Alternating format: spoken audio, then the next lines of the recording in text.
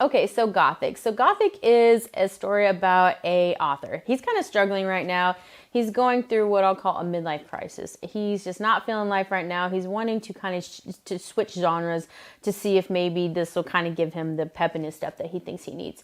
His birthday is coming up, so his living girlfriend is like, you know what, I'm going to get him something that will maybe get the creative juices flowing. So she gets him this beautiful antique desk. It's ornate. It's just really cool.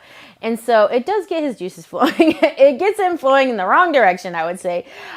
Once he gets this desk, it really kind of starts to change him. He's kind of violent. He's having like these outbursts, and it's really turning him into something that his family doesn't recognize anymore. I'll leave the synopsis there. That's really all you need to know. The pacing of this book was spot on. I felt like it started off really good, and it just got better and better the more you read.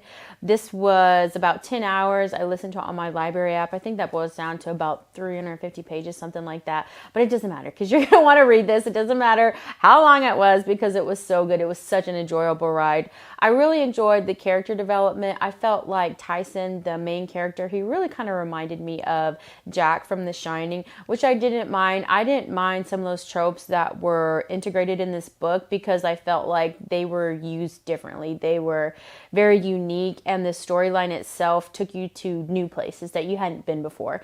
And that's something that I really enjoyed.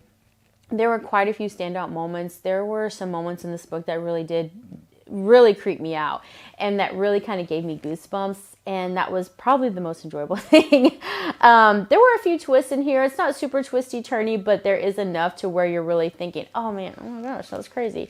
There's also a timeline from the past to where you're going back and you're trying to figure out where it came from, how it kind of came to be, and that timeline does come into the present, and it's interesting to see how those two collide.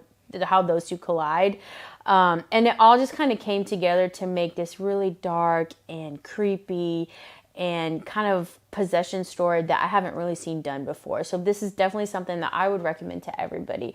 This is something that's going to be really dark, but it's going to be well worth it.